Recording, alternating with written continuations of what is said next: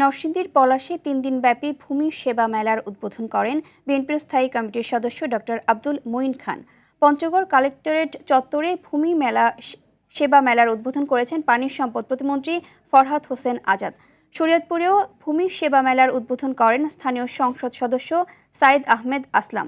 জনবান্ধব automated ভূমি ব্যবস্থাপনা, সুরক্ষিত ভূমি, সমৃদ্ধ ভবিষ্যৎ এই স্লোগানে বরিশালে বেলুন ও ফেস্টুন উড়িয়ে ভূমি সেবা মেলা উদ্বোধন করা হয়। যশোরে ভূমি সেবা মেলা উপলক্ষে র্যালি ও আলোচনা সভা অনুষ্ঠিত হয়েছে। এছাড়া নানা আয়োজনের মধ্য দিয়ে রাজশাহী, রংপুর, পীরগঞ্জ, ঠাকুরগাঁও, হিলি, চাঁদপুর, ধামরাই, ঝালকাঠি, জয়পুরহাট, লক্ষ্মীপুর, মৌলভীবাজার, নারায়ণগঞ্জ, নওগাঁ, নেত্রকোনা, রাঙাবালী, পটুয়াখালী, সেনবাগ, নড়াইল, রাজবাড়ীতে ভূমি সেবা মেলার উদ্বোধন করা হয়।